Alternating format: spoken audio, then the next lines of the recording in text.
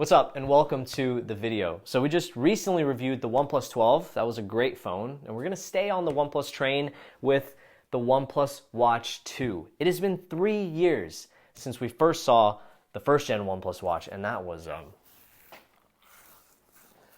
was not good. But this watch is $300 and it is actually pretty great. So let's talk about the second generation OnePlus Watch. I gotta say, I actually really like the way the second gen OnePlus Watch looks. So it's a slightly bigger screen compared to the last one, 1.43 inches in diameter, sapphire crystal on the front, which is really nice to see given the price point, and a stainless steel enclosure, which is doubly nice to see given the price point. Now the back of it is plastic, although whenever you're looking at it, you're probably not going to tell. Honestly, we had to look up all the specs to even figure out the back was plastic, so I'll give OnePlus some credit on that one. You'll see 4 pins on the top for charging, and then you'll see all of the other sensors that you're used to seeing on the modern day smartwatches. So there is a heart rate sensor, there is an O2 sensor, so it's great to see that kind of stuff here as well. The watch itself is IP68 water and dust resistant, and you can take it swimming, although there is a part in the settings where you can actually look up the water resistance, capabilities of the watch. And OnePlus will literally tell you not to take this into bodies of water that have fast currents or bodies of water that are hot, like a hot tub, for example. So that's pretty interesting. And there are 2 buttons on the watch as well. So there is a crown. You can press it and it'll take you to the home screen from wherever you're at in the watch. And you can also rotate it, but for whatever reason, at least from what I'm seeing, it doesn't do anything. And I searched in the settings, there isn't a way to actually turn on using the crown to rotate through menus. Maybe that's a thing, maybe it's not. And there is an action button on the bottom that by default is programmed to launch your workouts.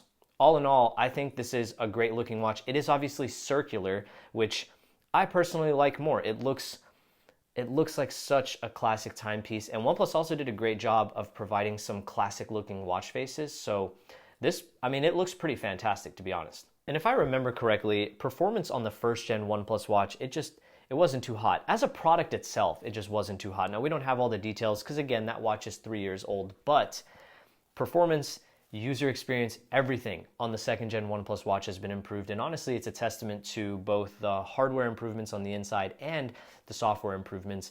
And as a market segment, like as a whole, smartwatches, it's already very mature. A lot of the products in this space are now numerous generations in. And OnePlus is doing something very clever that we're not really seeing any other watch manufacturer do right now. And that is having one chip running an operating system. So in this case, it's going to be the Snapdragon W5 Gen 1 running Wear OS by Google. And within that operating system, there's another operating system running, and that one is going to be geared more towards efficient tasks. So think about it this way. You have one chip and one operating system to do your high performance tasks, and you have one chip and one operating system to do your high efficiency tasks. Whereas other companies that make watches right now, they have one chip with high efficiency cores and high performance cores. And all of this basically leads to the OnePlus Watch having like unparalleled battery life compared to the other products.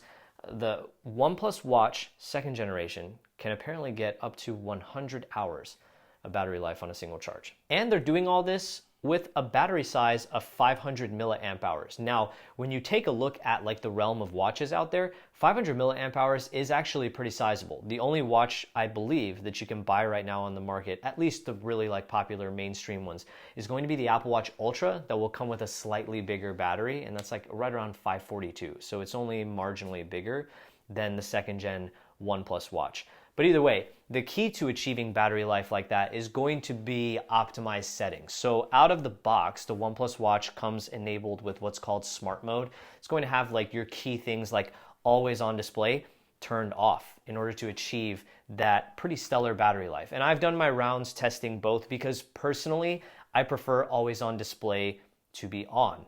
Like if you're going to have a electronic device that's supposed to resemble a classic timepiece, the display should always be on because you never look at a watch with just a black screen on it. So if you were to use the OnePlus Watch with always on display off, I found the battery claims to be pretty close to accurate. Like testing this with workouts, going multiple days without charging, it lasted like just under 4 days, which is very close to that 100 hours that OnePlus was claiming. Now, the interesting part is once you go just to turn on always on display, you'll see a pop-up on your watch that'll let you know that doing this is going to decrease your battery life by roughly 2.5 days. Now, whenever you drop it by 2.5 days, that's about the same charging interval that I'm getting with my Apple Watch Ultra that I also use always on display with. So the battery life is very stellar. You're just gonna have to optimize some of the settings, but I think OnePlus does a great job of actually optimizing it straight out of the box.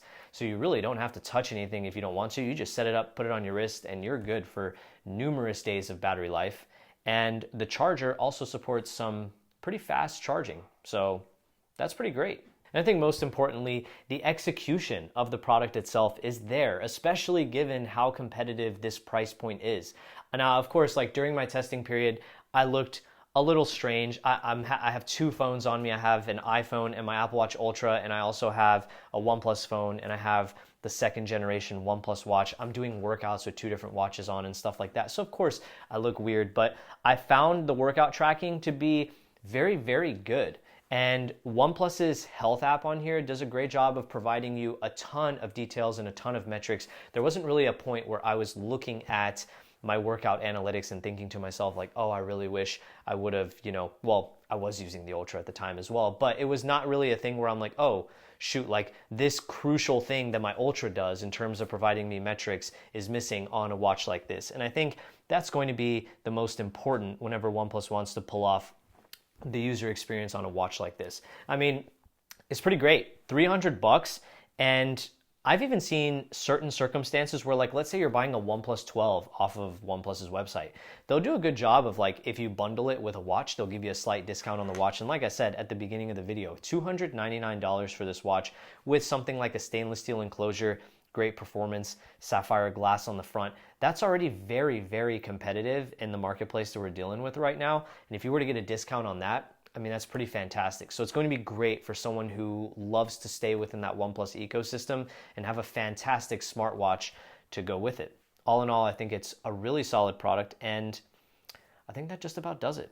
So as always, if you enjoyed the video, consider hitting the like and subscribe button down below. We are very, very close to 10,000 subscribers. I can't thank you guys enough. So thank you so much for watching. And of course, I'll catch you in the next one. Peace.